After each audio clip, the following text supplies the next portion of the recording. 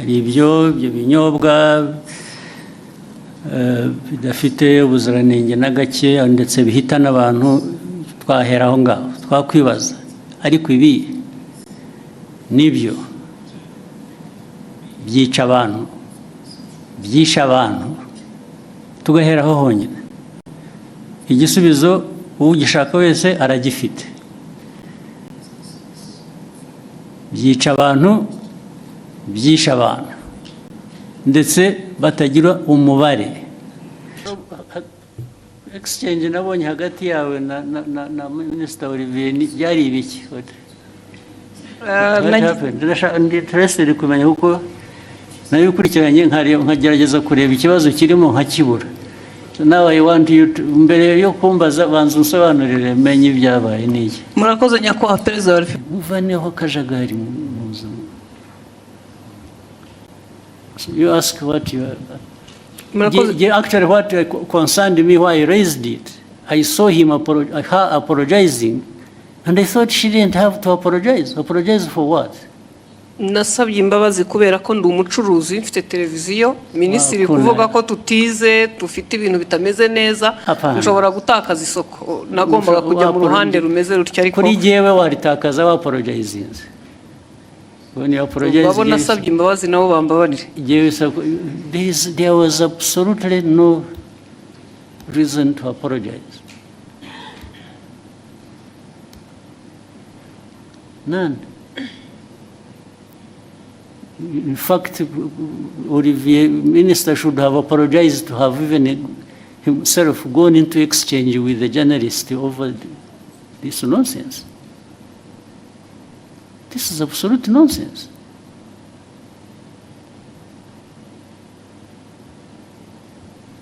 Okay, go ahead. Nyakubahwa Perezida wa Repubulika, leta imaze iminsi ifata ingamba zikomeye ku binyobwa bisembuye n'inzoga zitujuje ubuziranenge.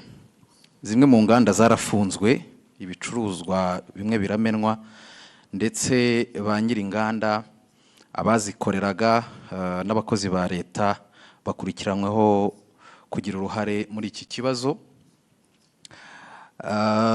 Hari abavuga ku buzima bw'abaturage ko bwari mu kaga kubera izi nzoga, ariko nyakubahwa Perezida wa Repubulika, hari n'abandi bavuga ku gihombo cy'abashoramari n'abacuruzi.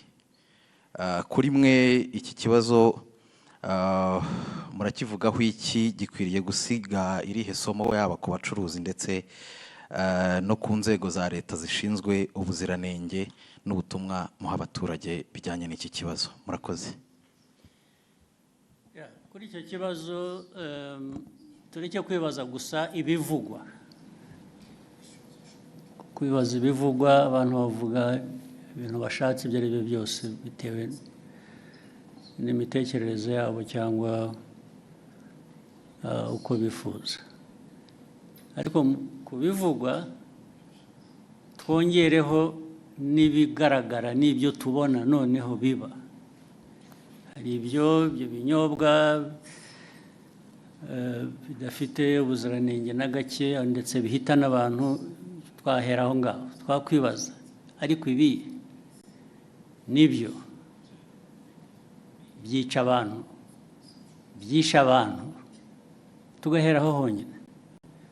Igisubizo ugishaka wese aragifite. Byica abantu, byisha abantu, ndetse batagira umubare. Niba mukurikira rero nyine amakuru nk'uko bamwe muri mwe mugomba kuba mukurikira, ntabwo ari ukuvuga ngo hapfuye abantu babiri gusa uyu munsi, ngo ejo hapfuye undi umwe. Barapfa ari 20, 30, 50, hari ubwo hapfuye abagera ari hafi kugera mu 100. Ndavuga ku munsi umwe. Ugiye gushyira hamwe abamaze gupfa mu mwaka, barabyumva uko abantu bangana. Mbere yuko ngera kuri ibyo bindi by'inganda by'abakozi, tubanze dusubize ikibazo cy'ubuzima cy'aba bantu. Ese turashaka inganda n'abakozi bazikoramo bari buhitanwe n'ibikorerwa muri izo nganda, cyangwa turashaka ibihitana abantu batwaye mu nganda kugurisha ibikenewe n'izo nganda, ukajya muri izo nganda ugatwara ibyo inganda zikoresha, warangiza wataha wakwifuza gufata ku byavuye mu byo watwaye mu nganda ukahagwa. Ibyo ni ubuzima abantu bakwiriye kuba bemera bakurikira. Ariko noneho wenda turavuga ibya hano gusa, nabyo kandi bifite agaciro, nabyo duhereyeho. Ibyo binyobwa byica abantu nta nubwo ari ibikorerwa hano cyangwa ibituruka hano gusa, hari n'ibituruka hanze. Ibituruka hanze bizanwa bituje ubuziranenge bikica abantu, maze mu kwica hari uburyo butandukanye. Hari ibibica uwo munsi, icyo cyumweru, hari nabo bizica nyuma y'umwaka. Kwica buhoro ukagenda uko binywa bikagenda bikwica kugeza igihe umuntu anogoka nyuma y'umwaka. Ibyo rero ntabwo ndumva neza igihe umuntu waba bishyigikiye ngo atekereze inganda, atekereze abantu bakora muri izo nganda, ukuyemo abo byica umunsi ku wundi nk'uko bizwi, nk'uko mubibona.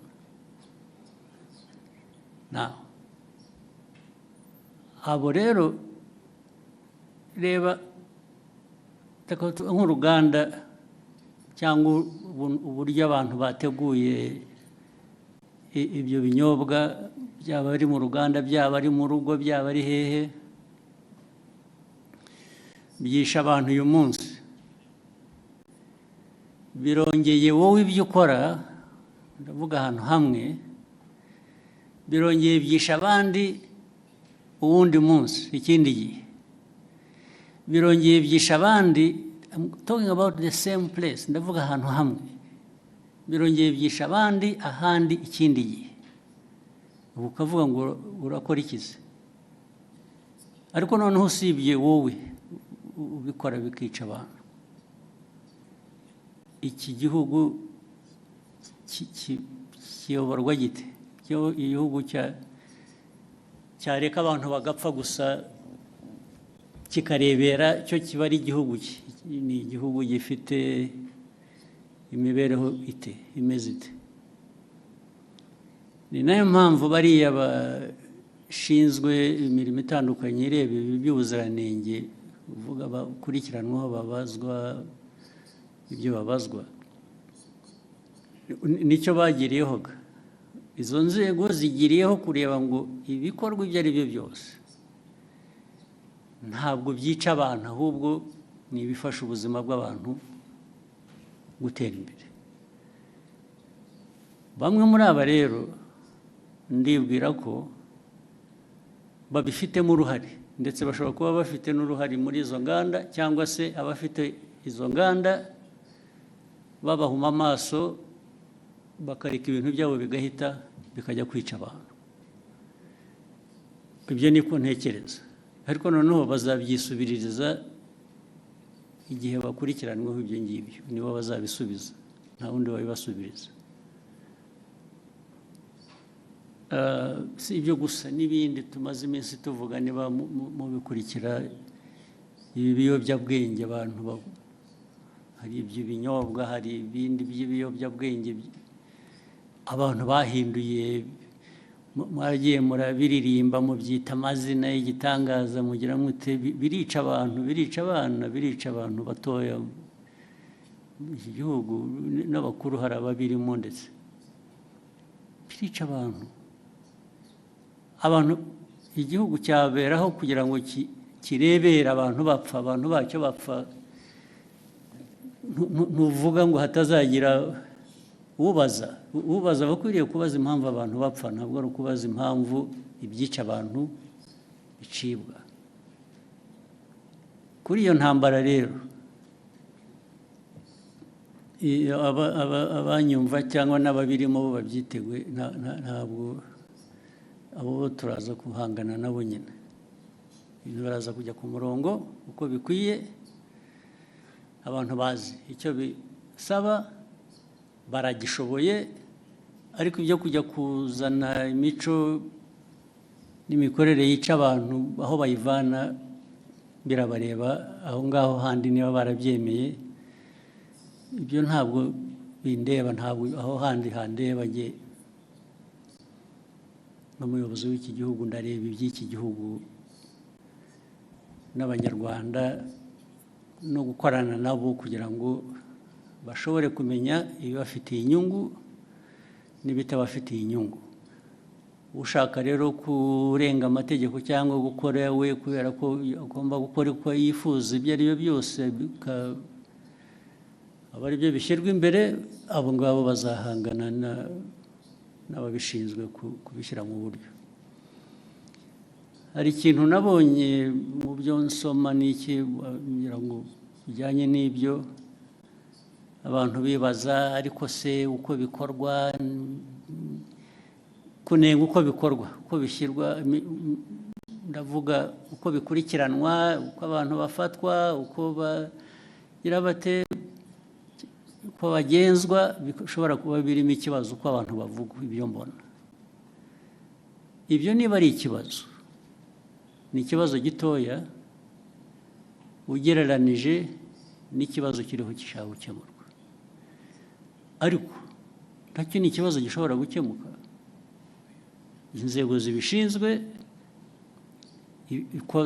baba bakora ibintu bitari byo bakwiye kubihindura ariko ntabwo byavana abantu ku ntego yo guhangana n'icyo kibi abantu bagomba guhangana nacyo ibyo kujya abifuza ko abantu babirwanya ariko babivuga neza bogeza babirimo icyo ni ikindi kibazo cyoroshye gukemura. Thank you, sir. We'll take the next question from Kenzie. Okay.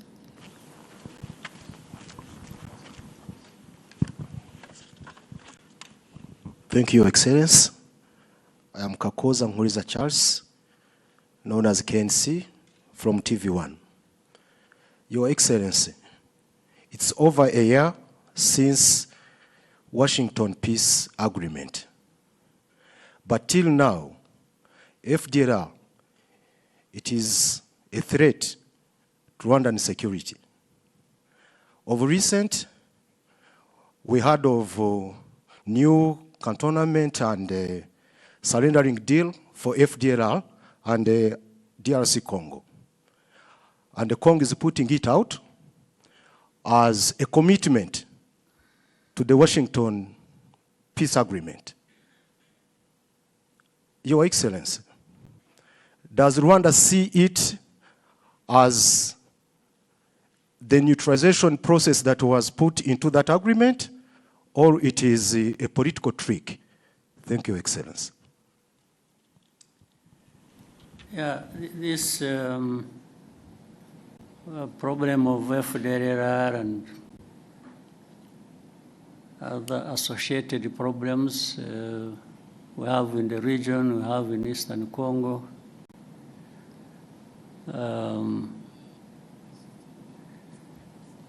First of all, it's not complicated. It's not difficult to understand what really is at issue. And this is the a problem that has been there for 3 decades now. The whole world has got involved over time, and whether it is the UN, whether it is United States or Europe or Asia or name it. Africa, of course, where it is happening. For those who follow and want to really understand, minus the usual biases or complications people create for no good reason. The facts are there, they are clear. The origin of the problem is known. The handling and the mishandling of this problem over many years is known. The actors are known. So there have been, you are talking about the Washington Accords. These are just recent efforts. Before that,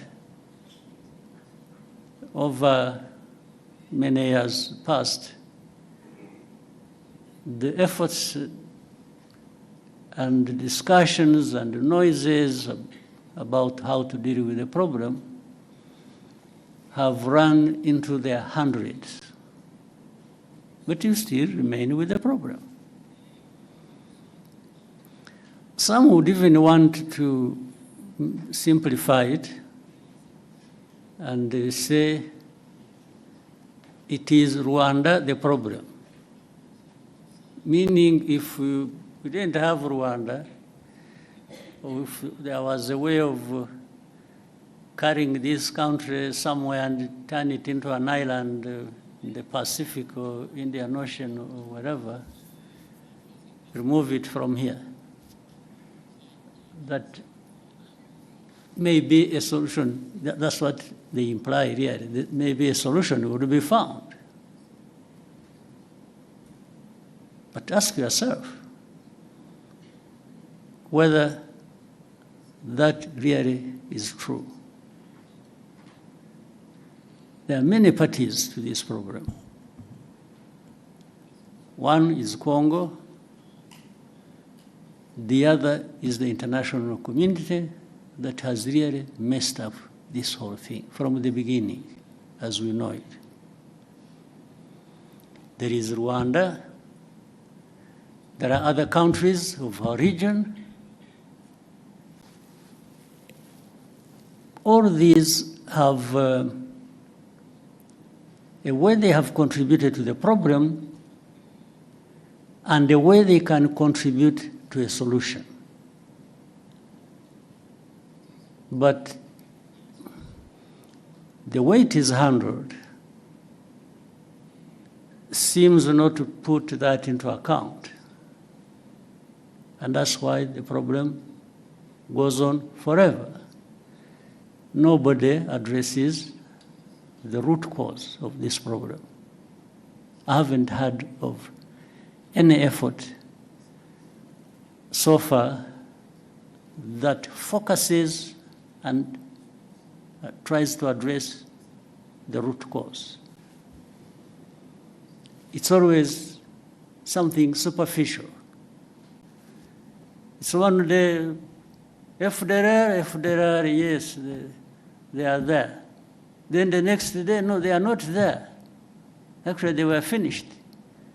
Then another day, who are the FDR after all? I think Rwanda is just creating this thing as an excuse to go and steal minerals in Congo.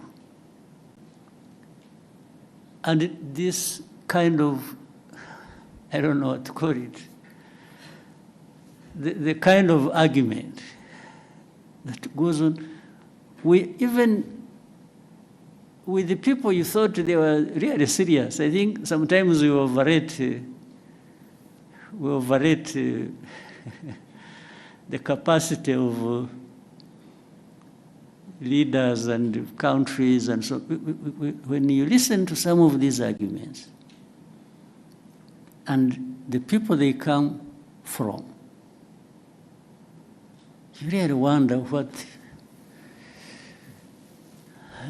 we have to deal with. So no root cause addressed. Then immediately there are sanctions. sanctions. I've never understood, sanctions, yes, they really create problems. They do. But that is all. There are problems added to the problems that were originally there. That's all. It's not anything to do with trying to address the problem. And especially if you look at the manner in which they are applied,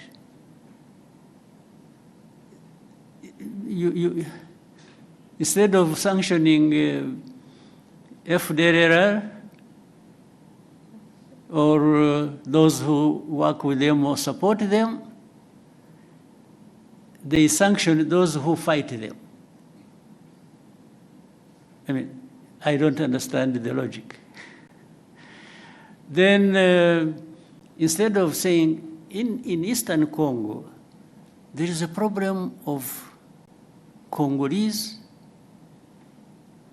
who are involved in this conflict for their own rights, the AFC, M23, and many other groups that have been fighting there.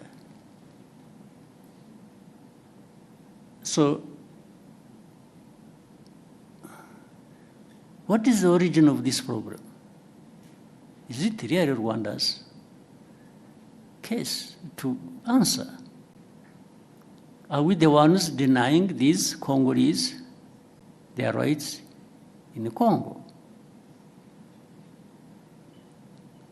Are we even the ones who actually made them fight to restore their rights in Congo? I will always come back to inform you as whether you want to keep it in mind or what. Even the origin of this conflict, as we know it, which started in, is it 2022 or what? We are now running into, is it 22? October 21, running into 22.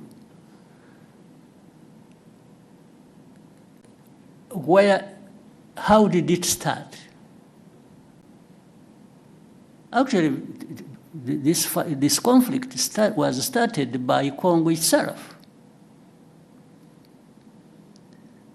working with people to have this invasion into Congo start, and the plan was always to put it on the shoulders of Rwanda.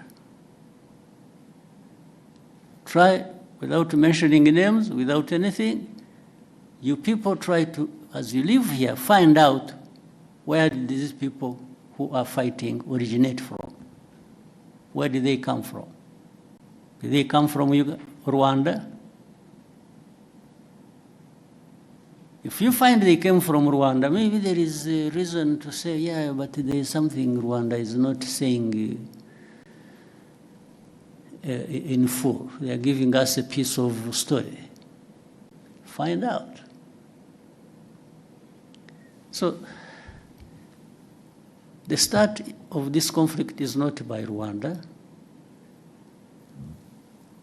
And then Rwanda comes to own the problem, the origin of the problem. It is made to own the origin of the problem. Our Rwanda's problem has always been FDLR in Congo. I can repeat it 100 times. And if this problem of FDR is not resolved, of course, Rwanda will always remain involved as part of this problem. I mean, there are no two ways about it. And this is something we have said for the last 30 years. So if you don't want Rwanda, if anybody keeps saying Rwanda, Rwanda, Rwanda, and doesn't want Rwanda to have anything to say in this, why don't you remove this problem and see whether Rwanda was using it as an excuse?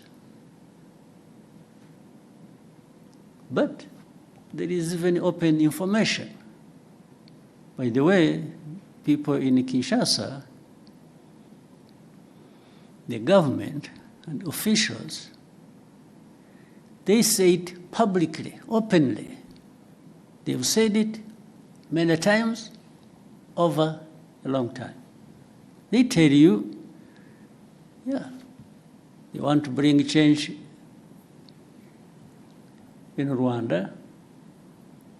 The people that are saying this, FDR, yeah, we see, okay, we are going to deal with them, we are going, like you said, they are the ones saying it. They are saying they have done something about FDR, it is because they are there. If they were not there, they wouldn't be doing anything with or against FDR. But what we know on a regular basis, they arm them, they integrate them in their own forces, and we have evidence because we have people here, former FDR combatants who have been part of all those efforts. And either some of them came back home on their own or were captured in Congo, and they are telling the same story. You people, if you know a place called Mutobo, there is a place called Mutobo where we take people and for the effort of reintegrating them in society. These people are there, they give you space to interview directly these people who will tell you these stories. The same people of the UN, the same people in the US, the same people in Europe, the same people who keep asking questions, some of them representing their own governments, have actually been there and they have been told these things, and the very people involved have given them anything and everything they wanted to know about FDLR and how it is well embedded and supported by and in Congo. So these questions that keep coming, you know, I mean, we live in a world that is like this. We have to deal with it the way it is. So for us, I mean, we have calmed ourselves down and are having to deal with the world that we have. We cannot create our own world. That's too much for us. So we deal with it as the way it is. We carry the blame that is not ours. We've been insulted, abused, belittled, and to a point that sometimes people are made to feel like you really don't matter in this world. What they tell us, what they keep saying, it's like they're giving us a message, you don't matter. So sanctioning is just to punish you, to drive the screw hard into your back. And at that expense, they promote whoever they want to promote. for whatever reasons that are not my business. But the question remains, how do we behave ourselves? One, we behave in a manner that protects us at any cost. We will do anything that contributes to that protection, day or night. There are no two ways about it. That one we will, no question. We will also try to do what is right. If we, we are a country that can't afford to mess up. If you give there's so many enemies we have an excuse, a chance to bring it to us, I think it will be largely our mistake. So we try to avoid that. We do what is right to protect ourselves, and we will do it without fear or favor, day or night, anytime. We are happy to do that. Actually, it's a pleasure to do the hardest task to protect ourselves. That's what it is. And the rest, what we try to do is actually, we've been trying to team up with other countries in bringing peace in different parts of our continent. And that simply underlines how much we want peace. Rwanda, we want peace. To the point that we are ready to fight for it. And that's our main thing. We want peace, and we want to work with others to have peace. So with all that I have given you, figure out what answers your question. But that's what it is. Thank you, Excellency. We'll take the next question. We'll take one from James Munyaneza, TNT.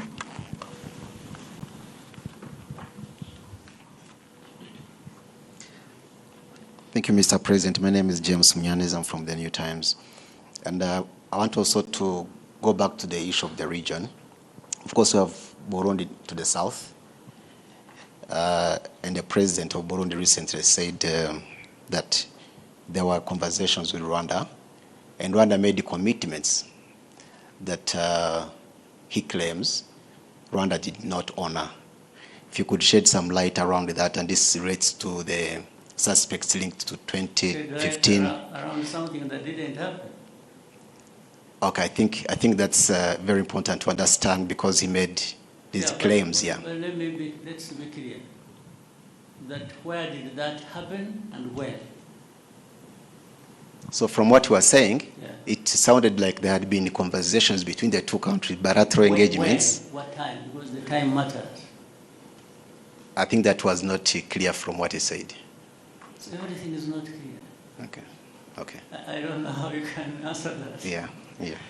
Yeah, because there is no commitment we ever made that we will not fulfill. Okay. Not with the president of Burundi, not with anybody. Thank you, Mr. President. Unless really something comes up specifically, then I will answer it. Okay. Yes. Okay. Thank you. I think that's now clear enough. But maybe you might find one night he dreamt and thought it had happened. Yeah. Yeah. The only thing I remember when we talked, and actually is the one who did not do what he, and I think I have ever said this, at the beginning,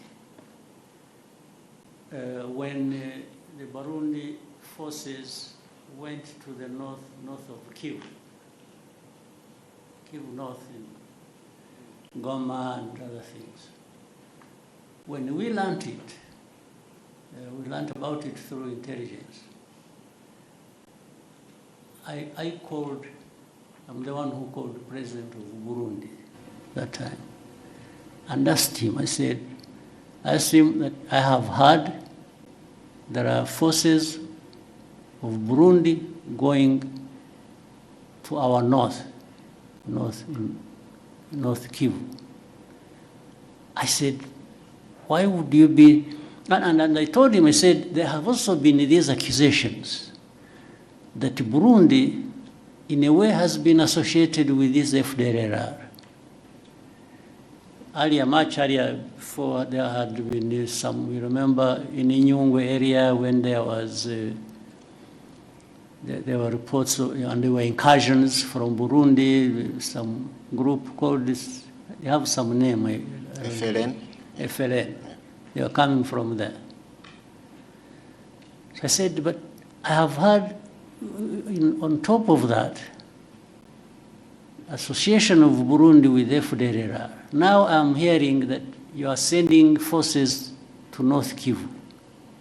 I said, President, is this true? The man said, no. It was like, who told you? There is nothing like that. In fact, he insisted, he told me I should check, I should cross-check my information.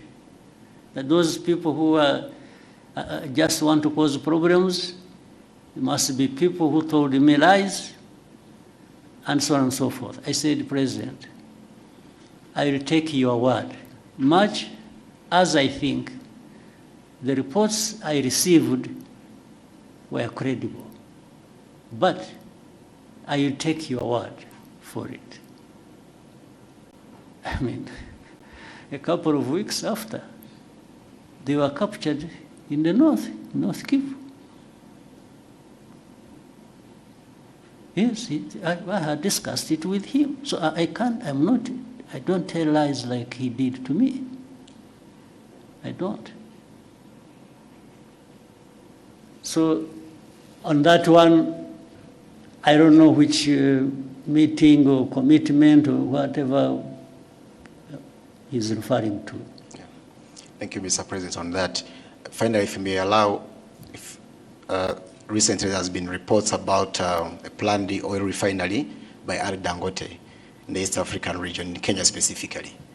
And then reports also, were saying Kenya is, that he had offered a stake, 30% stake. And then they mentioned Kenya, Rwanda, Ethiopia, and other interested countries. Has there been such a conversation on Rwanda potentially acquiring a stake in that project, that oil refinery? Just in case. Thank you. In a way, there has been. But it is too early to talk about the details, because I think it is work in progress. Things are still being thought out. But what I can say is that Rwanda would be very happy to be part of that kind of investment. Thank you, Excellency. I'll take another question. Yes, Miriam? Thank you.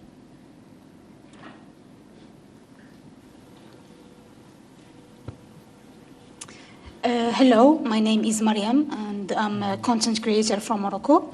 I have been cycling around the continent for the last 3 years, crossing 34 African countries. And while traveling, I saw how... Congratulations. Thank you so much. And while cycling, I saw how much it was challenging and expensive to cross borders, and Especially Rwanda. Rwanda was visa-free, so I was glad this Oh, I is my- thought it was challenging in terms of mountains and... No, the physical challenge was easier than the borders crossing. Okay.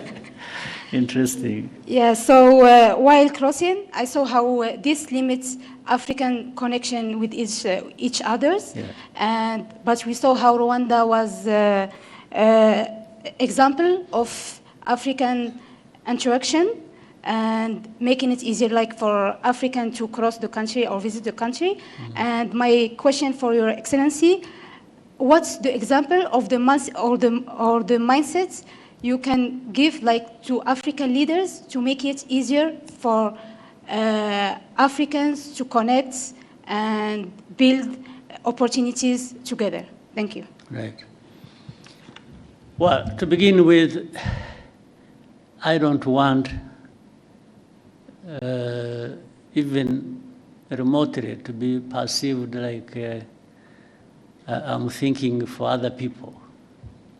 I think for myself, and together with Rwandans, we think for ourselves. We can think together with others if they want so, if they invite us, if they think it is helpful. But we always want to do our best at home here. But in the meetings we have had, and there have been several at different government official levels of different countries on our continent, to talk about this visa-free or making really ease of crossing borders and so on and so forth. We give our opinion, not only our opinion, but example of what we are doing for ourselves, so that other people either may, because what we are telling them, first we demonstrate that we have not encountered any serious problems by making it easy for people to cross our border, in or out. We just demonstrate that. We haven't found any problems. What we have discovered are only benefits. And that's what we share with the people. We tell them, for us, in our experience, we have discovered the benefits. And we tell our brothers and sisters, why wouldn't you want these benefits yourselves? But that's where we stop, because we can't do anything for anybody else. So, yeah, we keep doing what we think is best for us, or even for the continent, that is within our means, and keep sharing it, and keep looking forward to working together with others in the continent to do really what is expected. That's the only thing we can do. Yeah. So otherwise, I mean, one of the benefits is that you can be there and tell the story. You didn't lose anything, we didn't lose anything. I think we gained that you were able to come to our country and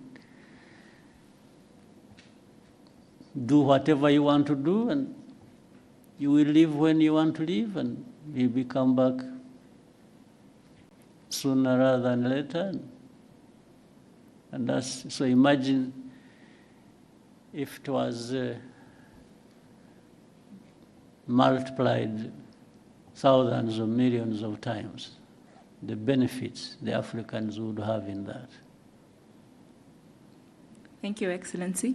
Shall we take a question from Iramide, the front?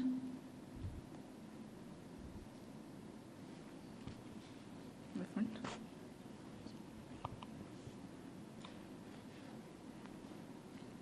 Good day, Mr. President. My name is Iramide Aji. I'm an actor, digital creator from Nigeria.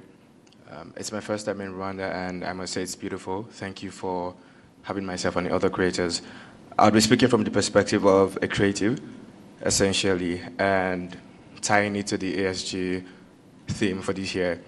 If Met-Africanism is pretty much about moving from simply recognizing our shared identities as Africans to more or less building together at this time and building meaningful connections, what does that exactly mean for the African creative industries? Essentially, if you have to put in place some policies or whatever changes as the president to further help African creators, African creatives in general, build sustainable careers, collaborate together, and essentially tell our stories ourselves on a global scale, what would that policy be? And I think because you just said something almost similar to my question in response to Miriam's own, because you don't want to think for the rest of Africans, I think you should just tell us from the perspective of your position as the president of Rwanda, what exactly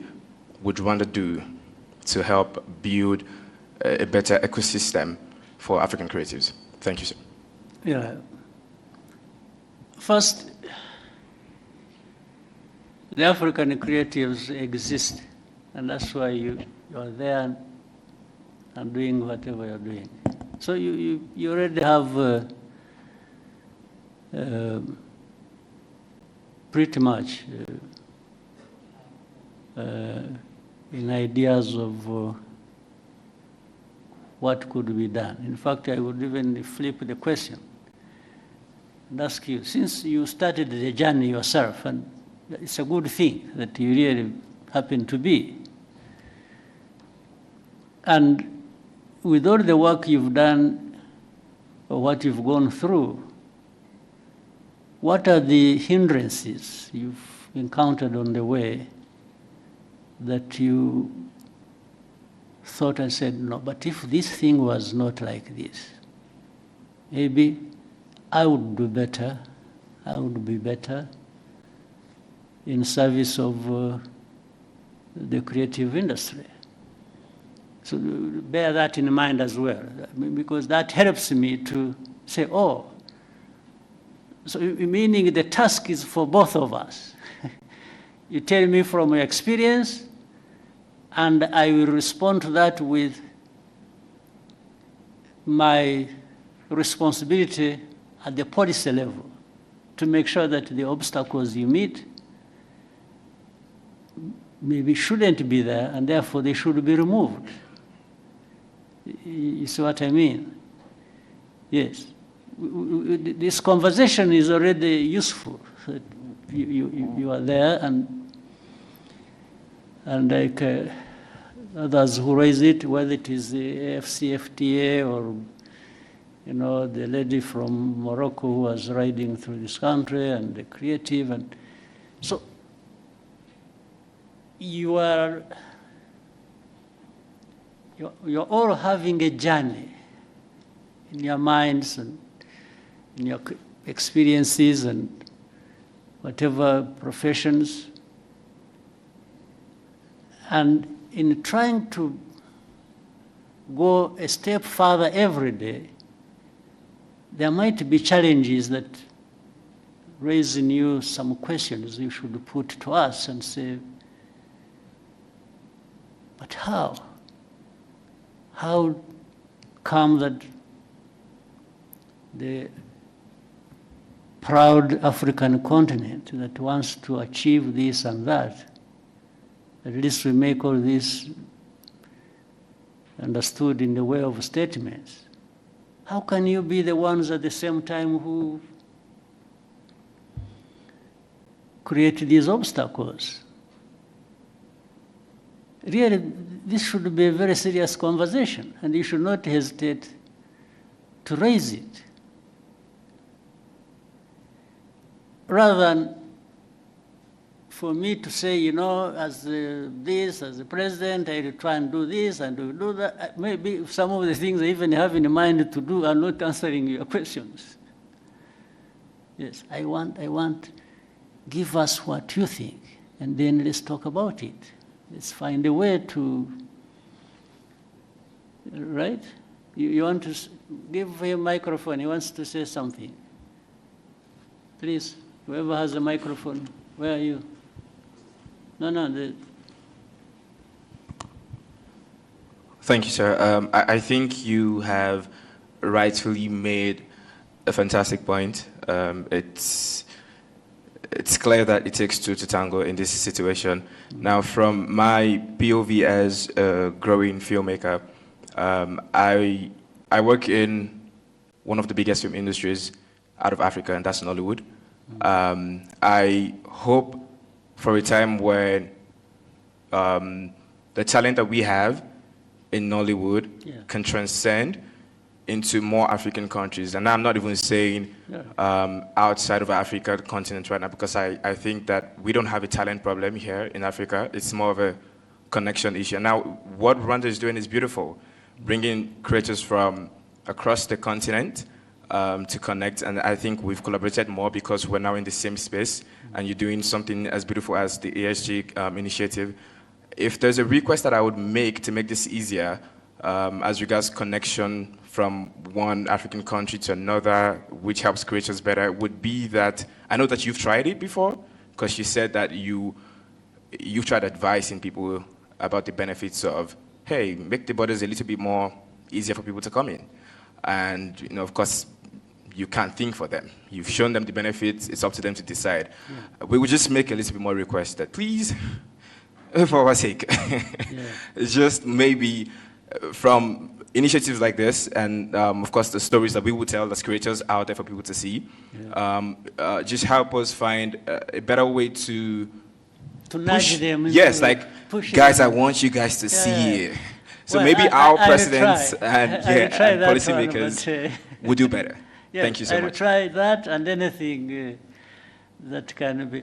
You know, one time I had an opportunity. I also heard recently there were some leaders from Nigeria.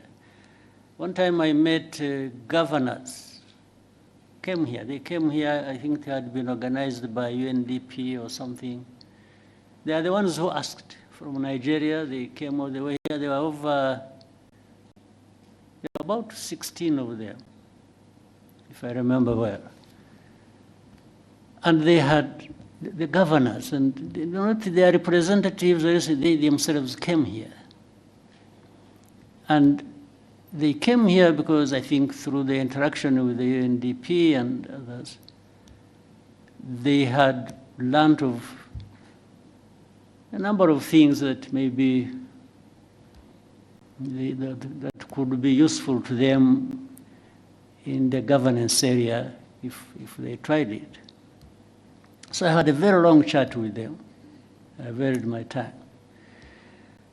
What I did was to take them through where we have been and how we have come to be where we are by the time they visited.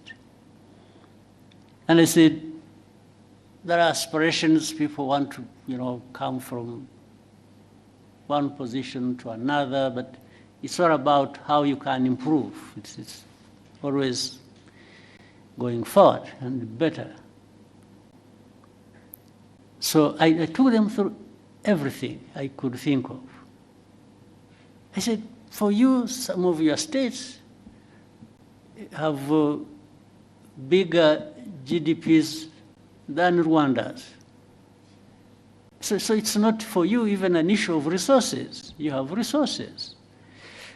But what do you want to do with your resources and how to the benefit of your different categories of people? Meaning, I don't control their GDPs, their budgets, their money. No, it is them who control it. So where do you want to put it? And that's why I was giving them what we are going through and where we put our money and why and so on and so forth. But also, governance is just not about that. It is also about some of the things we are talking about.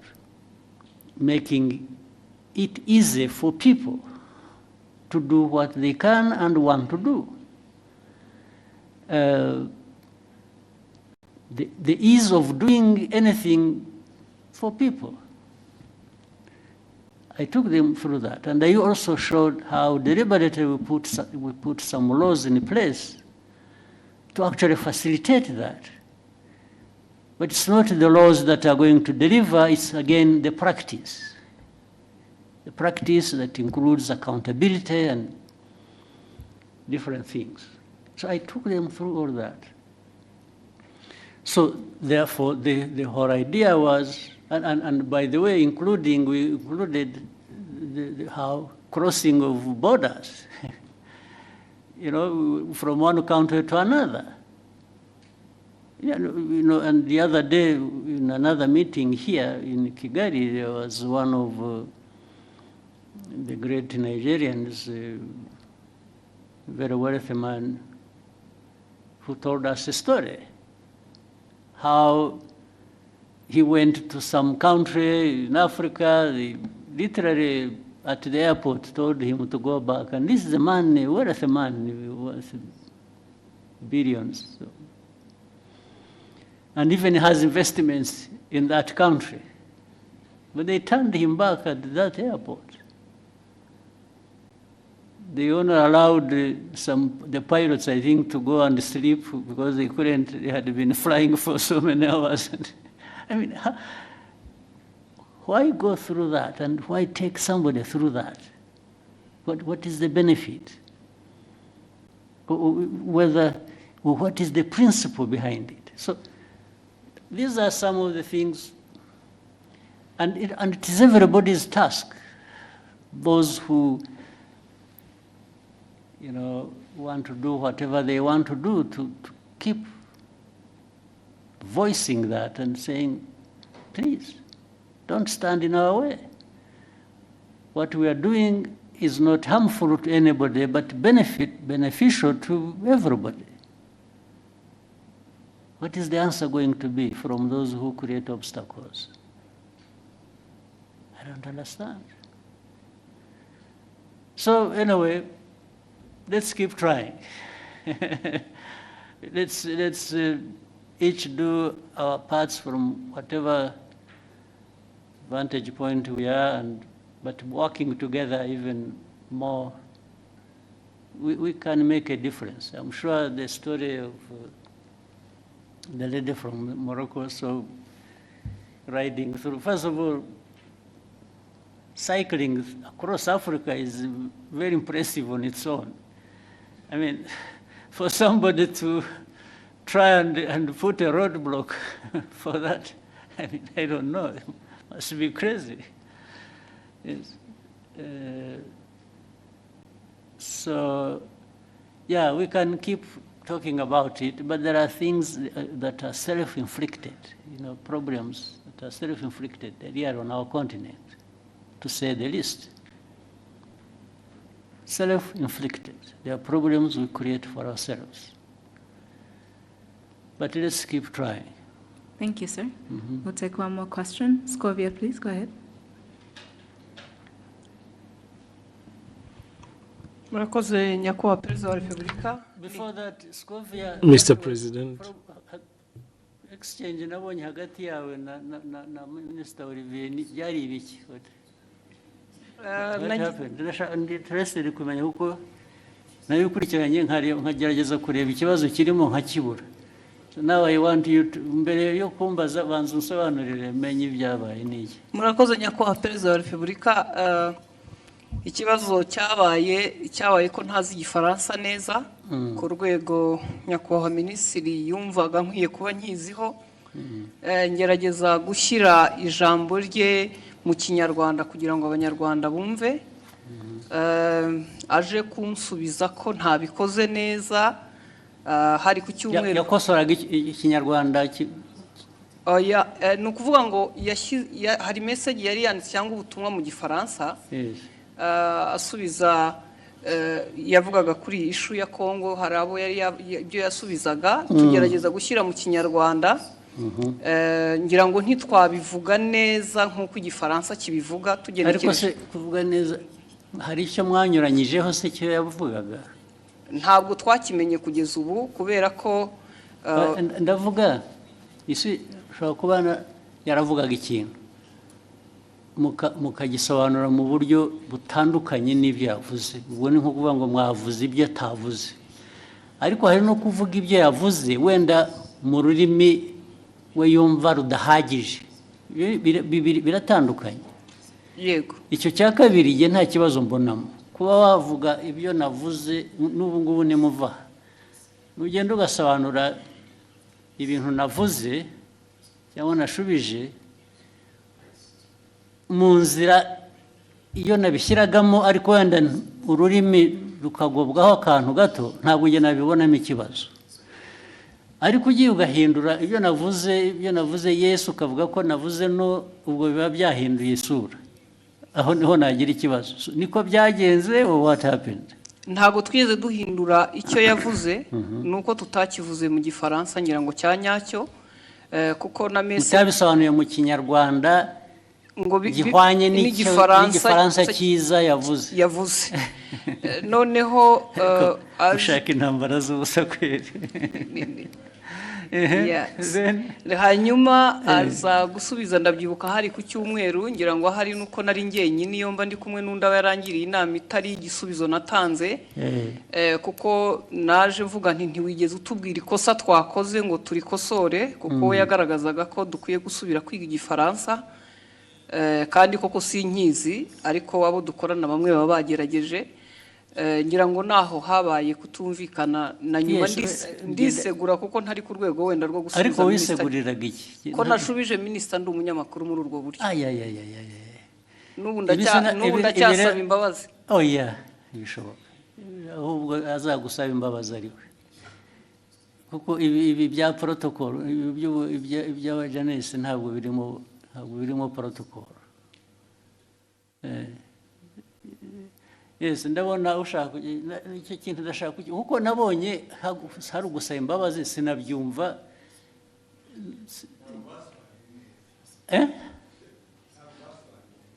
Kudasobanura neza ariko nabyo bifite ikindi bivuze bibiri. Neza ni ukuvuga ko ibyavugwaga mu Gifaransa si byo byavugwaga mu Kinyarwanda. Biratandukanye. Si ukuvuga ko Ikinyarwanda cyari kibi. Oya. Ntabwo cyasobanuraga icyo Igifaransa cyavugaga. Byanyuranye bite? It was not opposite. Sinibuka neza ariko icyo gihe twarabibonye twese tuti niba mutazi Igifaransa nta mpamvu yo gukomeza kuvuga mu Kinyarwanda mwihimbira. Ariko ubwo namwe mwagiye mu rurimi gusa ntimwareba content. Nge ndashaka kumbwira content. Nyakubahwa unyemereye. Buretse. Content nuko cyanyuranyijeho ni iki? Yavuze iki ku buryo kinyuranyije n'icyo undi yari yavuze? Aho izo mvi zanjye zintaye mu gihe kuko no ariko icyo nibuka icyo gihe kuko twese twabibonye icyo minisitiri nta makosa yakoze avuga ati hari ibyo gihe navuze mwebe musobanura mubwira abanyarwanda ibitari byo. Yes, ariko ntabwo wavuga utyo gusa utavuga ibyo ari byo nawe. Muri aka kanya mu mbabarire nizo urabivuga n'imbaraga ukagira ngo kuko hari substance, hari na form, hari content na form. Content ya misrepresentinze ni iyi, ariko the form bijyanye na language bishobora kuba bitari uko bikwiye kuba bimeze cyangwa uko byumva, ariko did it change the content? Yes. Uravuga yes, nakubaza ntabwo bizi. Nibyo nibuka ariko na minister nawe arahari. Of course, n'ubundi iyo mbwira nkabaza minister na mbere hose. Yes, minister tubwire. Very important kuri jye nabonye abantu bahereka. Ariko nta protocol iri mu bibi bintu. Nabonye hari wasubiza ngo abwiye minister nabi minister nabi ko tubaze. Murakoze Your Excellency. Ntabwo byari ikibazo cya protocol, ntabwo byari n'ikibazo cyo gusubiza minister nabi. Nge nta kibazo nari mbifiteho. Ikibazo ni content. nari navuze bijyanye n'inama yabereye i Nairobi ya Africa Forward Summit twari twagiyemo. Tujya ku substance nyine. Yes. Kuko guverinoma ya Kongo yari yavuze yuko ngo mu nama ngo bavuze ko u Rwanda rwabateye bakabibwira bari mu nama, kandi iyo nama ntabwo perezida wa Kongo yari ayirimo, yaje irangiye bazanye umukandida wabo muri francophonie. So abanyekongo ibyo bavuze nibyo bitari byo. Hanyuma ndabivuga muri tweet mu gifaransa mbabwira ko ibyo bintu mwavuze ko abanyekongo ibyo bavuze atari byo.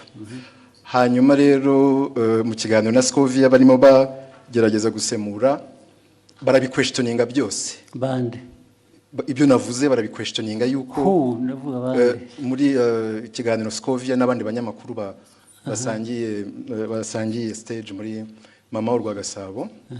Hanyuma baranavuga yuko bavuga yuko ibyo navuze ahubwo bagiye kubibaza umuhanzi witwa Sherry Silver wari watumiwe ngo aze muri party yagombaga kuba after the meeting ya Africa Forward Summit. Ku buryo navuze yuko bitanakwiye yuko ariko ibyo bavuze bitajyanye n'ibyo bavuze ni ibiki? Nibyo ngibyo byuko Kongo yanenze u Rwanda mu nama, kandi Kongo perezida wayo ataranahari. Ibyo nibyo navuze, bo baranabiquestioninga. Banabiquestioninze cyangwa babiripotinze ku buryo butari bwo. Babiquestioninze ibyo navuze. Bavuga ko ahubwo baza no kubaza umuhanzi. Babiquestioninze bavuga ko ibyo wavuze bitari byo, nicyo cyangwa ko bitari byo, ko bitumvikana, ko ahubwo baza kubaza uwo muhanzi ko ari wewe uza kubisobanura. Ikitarumvikanaga ngo nikize. Nibyo nanjye nibaza, kuko ibyo navugaga byari clear, kuko Kongo yavugaga ko ngo batunenze ko mu nama ya Africa Forward Summit, kandi Kongo itari nahari. Baraje ariko ibyo ni Kongo yabivuze. Ibyo ni Kongo yabivuze, ngewe ndabinenga muri tweet mu gifaransa. Hanyuma ahubwo bo barananenga bavuga ko bidasobanutse ibyo ndimo mvuga. Bitasobanutse meaning what? Ko ibyo mvuga nenga Kongo ko bitari clear, kandi ari nge wari uhari muri iyo nama. Ibyo navuze byari bisobanutse, kandi ari ikintu kimisinga aho ngaho ntumva neza. Bakwandika bavuga ngo ibyo bavuze si byo, bavuze ibyo bo kuri bo bakuvugiye ibyo wavuze se bitari byo. Oya, barabiquestioningaga yuko ibyo mvuga bitumvikana. Best ku bintu ntanumva, kubera ko it was clear ibyo navugaga byuko Kongo ntabwo yari mu nama, ntishobora kuvuga. Babiquestioninza bavuga se ngo Olivier arabeshya, ntabwo biri ari byavuze, cyangwa yavuze bashatse kuvuga ibyo wavuze ariko babivuga mu buryo butari bwo, batanga indi content or what?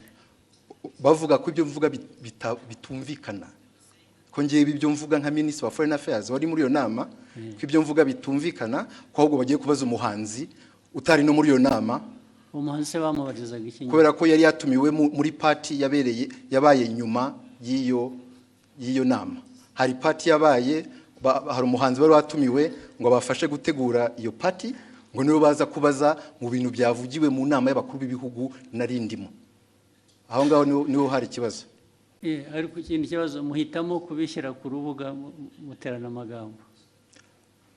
Nuko hari hashize n'iminsi mubwira ibyo batagiye basemura neza, mwandikira akamubwira ko babikora, nyuma bakongera bagasubira bakabidistortinga. Ibyo byaje kuba noneho bitari interpretation. Ibyo bavuze gusa ko ibyo bavuze atari byo. Ko atari byo, ko babiquestioninga. It is very intriguing. What is it? Nyakubahwa, murakoze kongera kumpa umwanya. Abandi mwari kumwe icyo gihe ni bande mbese? Ni abanyamakuru dukorana, ntabwo bari hano. Twari mu kiganiro dusangiye. Amagambo magufi turebe turangize. Icyabaye, leta ya Kongo yavugaga ko bari bahari nk'uko nyakubahwa minisitiri yari yabavuguruje, nawe akavuga ko batari bahari. Noneho mu kiganiro kuko aba ari talk show atari ukuvuga ngo turasoma amakuru kwa kundi ni twihuta ikiganiro mwakora ni ikiganiro noneho tubiteramo urwenya turavuga tuti se ko tutariyo nk'abanyamakuru Kongo ikavuga ko ihari u Rwanda minisita akavuga ko adahari turaza kubaza uwo muhanzi twabonye we yaranahara tubwira ngo yarashinzwe protocole kuko yagaragaye yifotoza muri iyo nama na perezida w'Ubufaransa ari nawe mwibaza ngo noneho icyabaye niki twibaza ngo niki tubavuga tuti turaza kubaza uwo ni utari ku ruhande rwa Kongo ntabe na minisita ashobora kutubwira ko yamubonye cyangwa atamubonye tubivuga dutyo turagenda nyakubahwa perezida wa repubulika ngira ngo ikibazo cyaje kuba ubwo nyakubahwa minisita yazaga kuri Twitter akoresha imvugo igira iti Madame Scovia Mutesi ikiganiro cyanyu kiratera urujijo mu banyarwanda inyandiko yanjye yanditse mu rurimi rwumvikana ubutaha muzashaka umunyamakuru uvuga neza igifaransa asemura inyandiko nk'iyi uko bikwiye mbere y'uko muyiganiraho nibiba ngombwa muzabaze ariko urumva mwese mugira ngo mufite muzambaze uretse mufite ikibazo Olivier ko avuga ko minisita avuga ni nk'aho bavuze ngo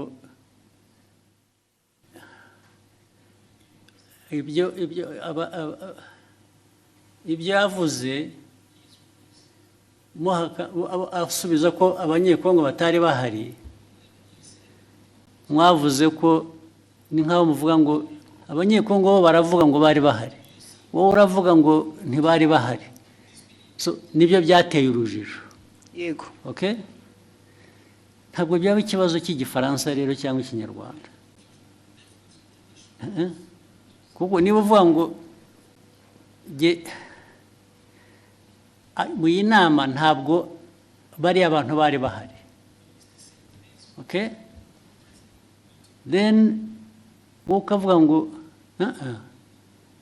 minisitiri ibyo avuga ntabwo ari byo bariya baravuga ngo bari bahari minisitiri aravuga ngo ntibari bahari icyo kikaba aricyo kiba ikiganiro ntabwo ari ikibazo cya interpretation ikibazo cyo kuvuga ngo abantu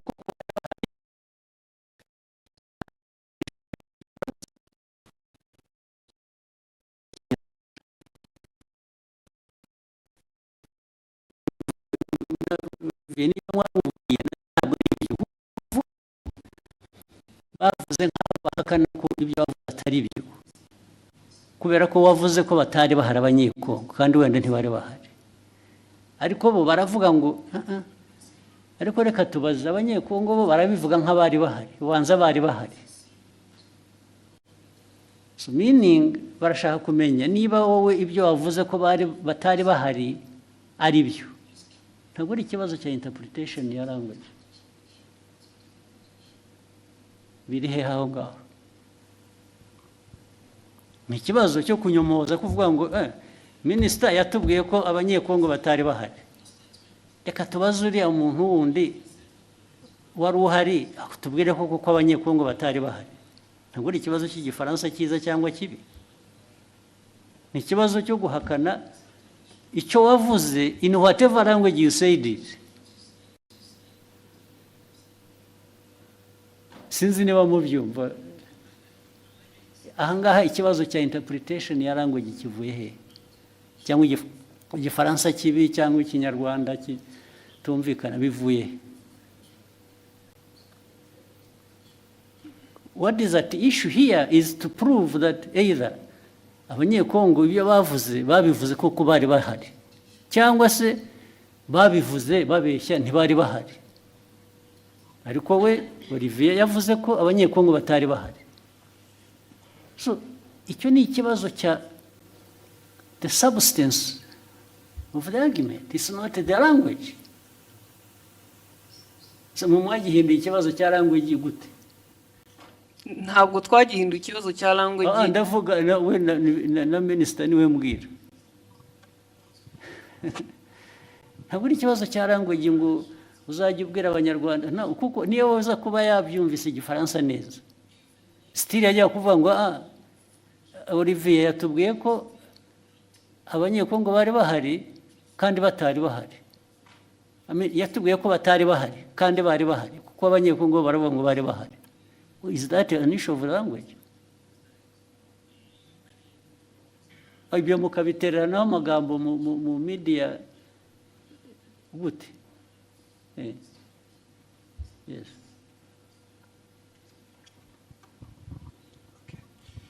Mwakoze kutwemerera kuba dufite telefone. Nitwa Mutesi Oswald. Byose narabikurikiye. Ndetse nanjye nagize comment kiraho minister aranyandikira kuko nanavuze ngo bakwiye kuba babiganiriye mu gikari. Bitari ku Rwanda.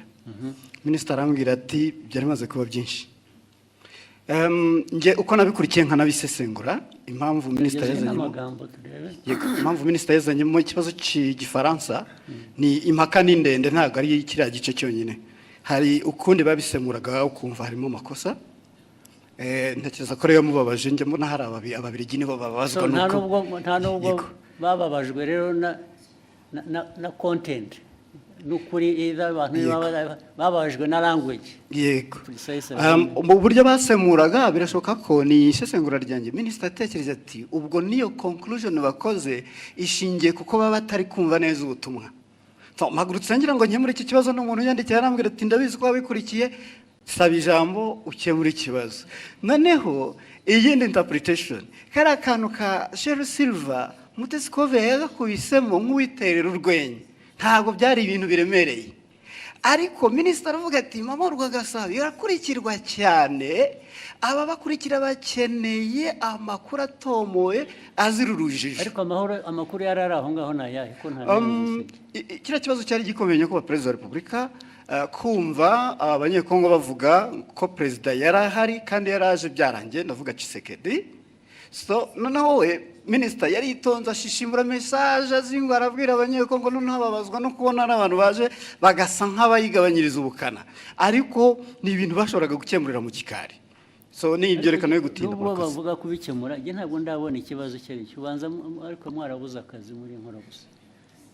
Ariko n'aba ministers mwajya muri iyo argument harimo iki ko ntaracyumva n'ubu. Albert wahoze kuvuga cyane mu zirukomeye we substance aho ngaho yabaye yihige ko ntayumva yazanye intambara mu bantu bakayiki batuwazi.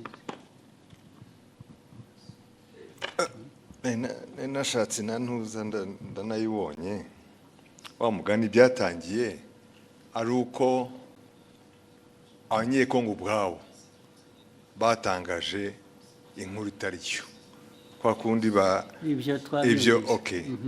So noneho minister arabasubiza babwira ati ibyo mwavuze sibyo nta nubwo Perezida yari ahari cyangwa exactly. Hanyuma muri interpretation noneho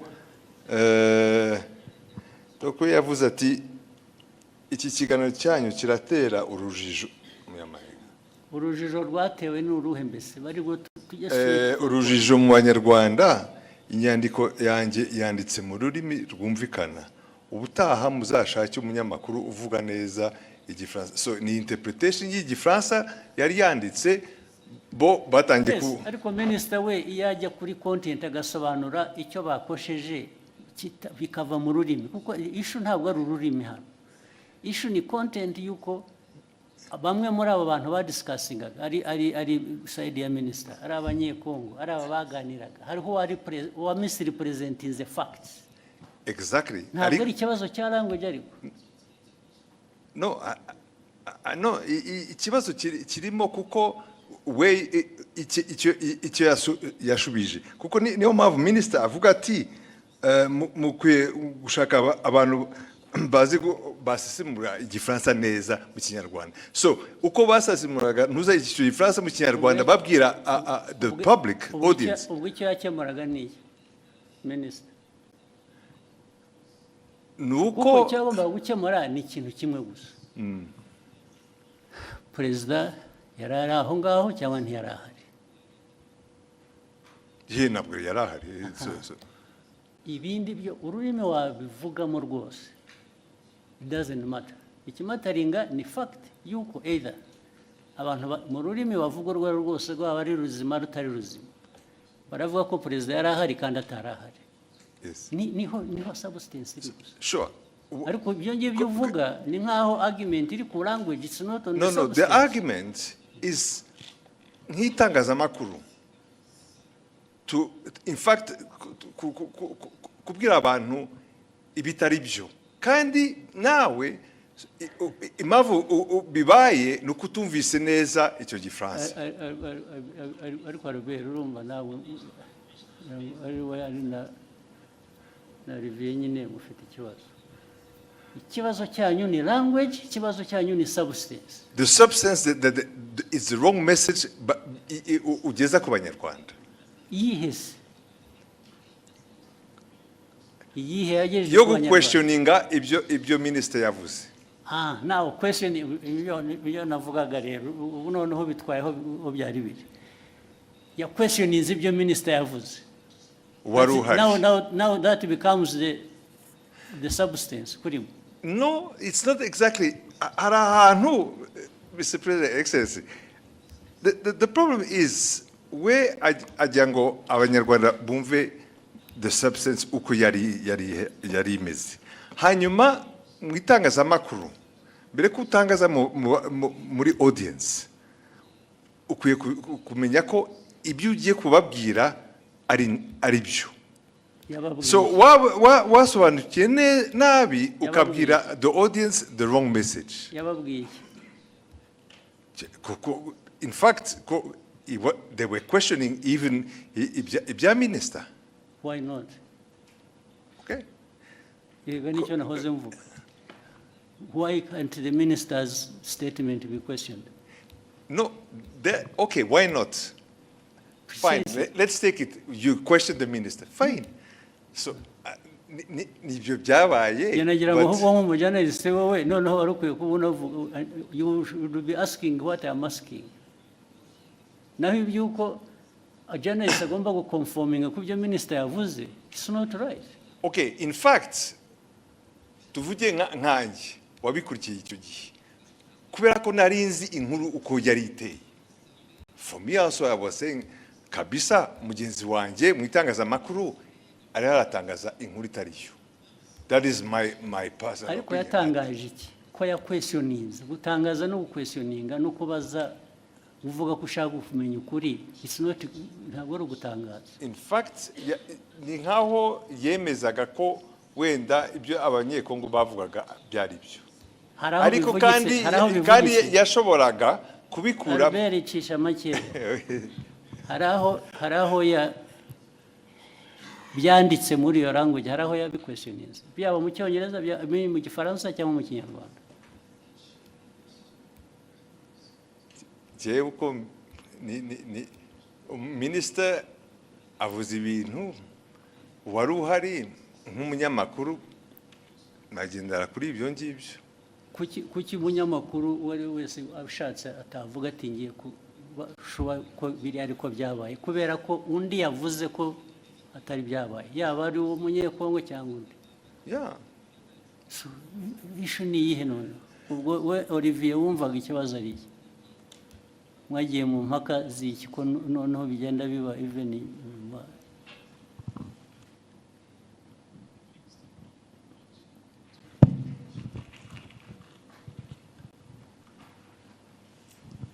Murakoze Your Excellency.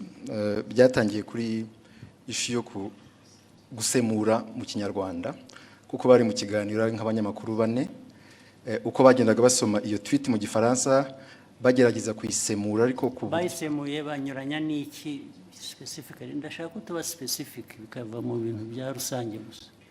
Barabisemuye batanga wrong impression y'ugute n'iki batanze distortings muri nk'urugero nabaha kuri ibyo bya Kongo kuba yari hari cyangwa itari hari ku buryo hari gira ngo Scovia yageze anavuga ngo ariko ngo wenda bashobora kuba bari bahari ariko perezida atarahari, perezida wa Kongo, ariko Kongo yari hagarariwe.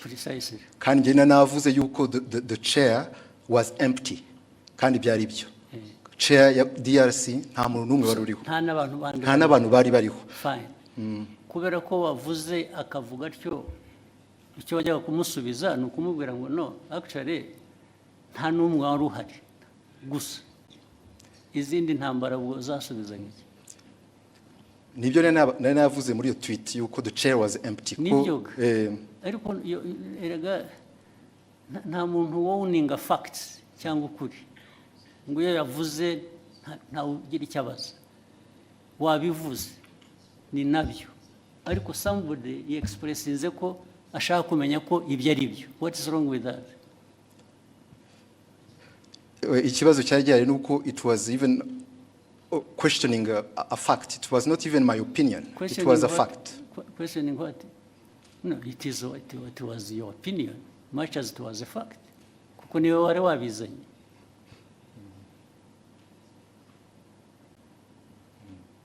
Your opinion can be a fact, much as it may not be a fact.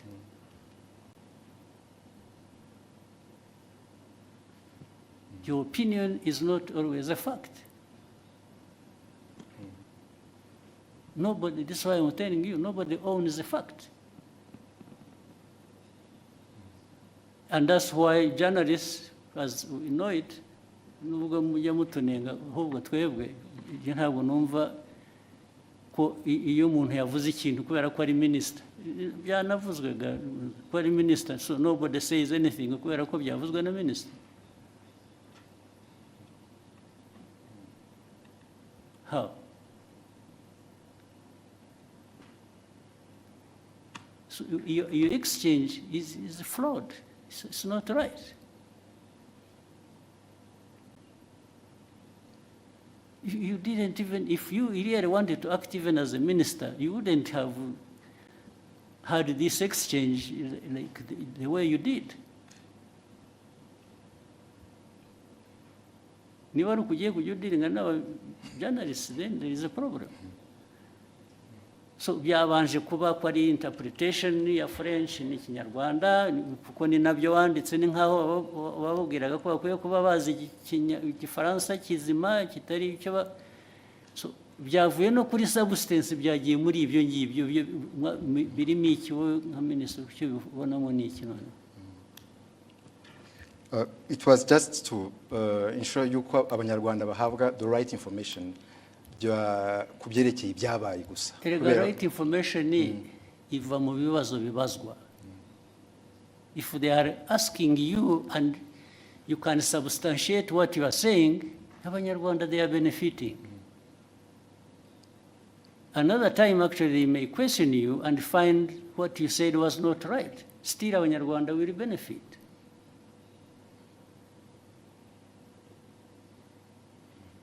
Because Olivier does not have a monopoly of facts. Do you? No, I don't, sir. Hey, so.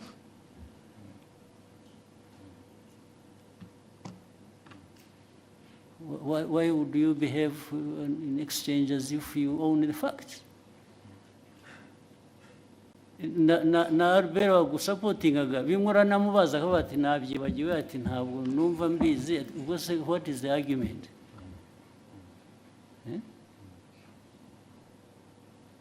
Muvaneho kajagari muzo. So you ask what you actually what concerned me why I raised it. I saw him her apologizing and I thought she didn't have to apologize. Apologize for what? Nasabye imbabazi kubera ko ndi umucuruzi mfite televiziyo minisitiri kuvuga ko tutize dufite ibintu bitameze neza nshobora gutakaza isoko nagombaga kujya mu ruhande rumeze rutya ariko kuri jewe waritakaza wa apologizing when you apologize babo nasabye imbabazi nabo bambabarire there was absolutely no reason to apologize. None. In fact, Olivier, minister should have apologized to have even himself gone into exchange with the journalist over this nonsense. This is absolute nonsense.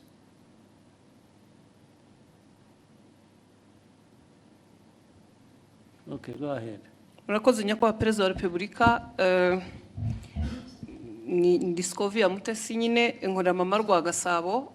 Ikibazo cyane gishingiye ku bijyanye n'amategeko ahari yemerera abakozi ku murimo, ariko dufite ikibazo muri iyi minsi cyaho abakozi bakorera ibigo byigenga private sector, aho usanga batabaha amasezerano y'akazi, abo bahaye amasezerano y'akazi nabo ntibabahe ibyo amategeko asaba, ndetse rimwe na rimwe ntibabishyure, binagenda bikagera no muri company za security, aho ushobora umuntu kumara amezi 3 adahembwa kandi mu by'ukuri usanga anahembwa amafaranga make cyane ari munsi y'50,000. Ikibazo ni ukureba uburyo abashinzwe kubahiriza amategeko bafasha abakorera muri private sector kugira ngo abakozi bakoreramo nabo bahemberwe ku gihe. Ibyo niko bikwiriye kuba bimeze. Bibaho, njya mbona na hano mu mujyi hari ubwo abantu bagera batya bajya kwibarabara kubera ko abantu babakoresha batabishyuye. Ntabwo ari byo. Abantu we shall sort it out. Sinzi ababishinzwe hano niba hari ba ministers hari abahari. It should not happen. Hakwiye kubaho accountability no kuri abo bantu bakoresha abantu ntibabishyure. It has been happening several times. Bimaze iminsi bibaho.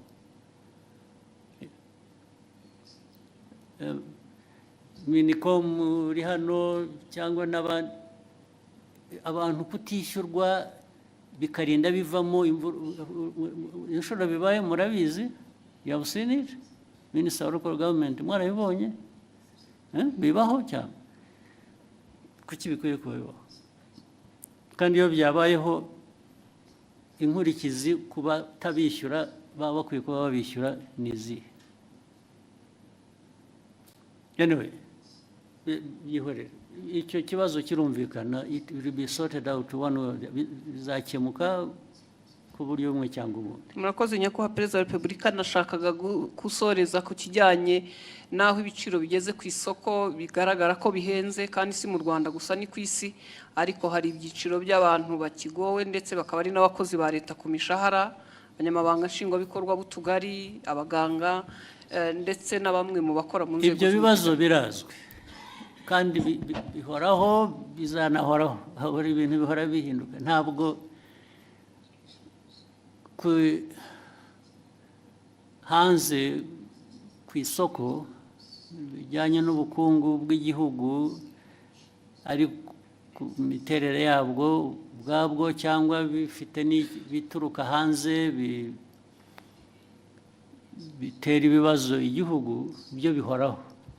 Ni ugushaka ko tubikemura gusa. Ibyo uvuga byose birazwi, ndetse niyo mpamvu habaho rimwe na rimwe kugerageza gukemura bimwe dufasha. Urabizi, iyo ubona leta ifata ibyemezo igatanga subsidies mu Kinyarwanda ni iki? Nkunganire. Buriya urabizi ko biriho. Baba bunganira umuturage bazi ko nabo kandi ntibamwunganira bihagije, bamwunganira bijyanye n'ubushobozi, kuko hari ubushobozi igihugu kiba gifite kikunganira abantu uko gishoboye cyabitanga byose. Ibyo rero uvuga byo rwose birahari. Urebe mu gihugu hari ibijyanye na igiciro cy'ibintu byose, n'igiciro kigenda ku ifaranga bagujije, cyangwa ibijyanye n'ibiciro ku masoko by'ibyo kurya. Urabizi ko byazamutse. Byose ibyo bibazo birahari, ariko buri munsi ntabwo abantu bahwema gutekereza uko bikemuka, ariko ntibishobora gukemuka ku buryo uko buri muntu wese abishaka, kuko ntibishoboka, ntibidashoboka. Ariko imbaraga zo kugerageza gukemura ibibazo ziratangwa bihagije rwose. Niyo mpamvu ubona ku giciro cya peteroli na diesel bagira batya, tugashaka uko tworohereza abantu, bikanga bikajya muri transport, igiciro cyayo ukuntu bizamuka. Ariko buriya tudakoze izo interventions, tutagiye tugerageza gushaka uko kunganira abantu, biba byikubye nka 2 cyangwa na 3. Munyemere ndasoreza ku kijyanye n'isuku. Umujyi wa Kigali uyu muri iyi minsi hari ikibazo cy'aya mazu manini yuzuye maremare dukoreramo cyangwa se n'ibindi bisa nkaho wagira ngo ntihubatse uburyo bwo kurekura amazi ayivaho cyangwa se umwanda ku buryo bigera ku mugoroba ukumva mu mujyi wa Kigali ntabwo hafite impumuro mbi, mu by'ukuri ugasanga ntabwo hahuye n'ishusho umujyi wa Kigali cyangwa u Rwanda ku bijyanye n'isuku. Icyo ni ikibazo kigomba Murakoze nyakubahwa. Yes, kizakemuka. Minisita wa Local Government wacyumva na Meya n'abantu ba infrastructure. Mwe ntimubizi, mugomba kubyumvira hano mubibwiwe mwari mubizi kuki bidakemuka. Ugomba gukemuka uburyo bumwe cyangwa ubundi. Gukemuka babwira abantu kubaka cyangwa gukora ku bikorwa cyangwa se abantu hakaba penalties zijya mu gukemura ibyo bibazo. Nabyo vuba na bwangu bikurikira. Thank you, Excellency. With your permission, may we take a 15-minute break? I don't mind. Thank you, sir. Then we start with somebody here. When we come back? We'll come back anyway. Let's have Yeah. 15 minutes and then we can go until tomorrow. Thank you, sir.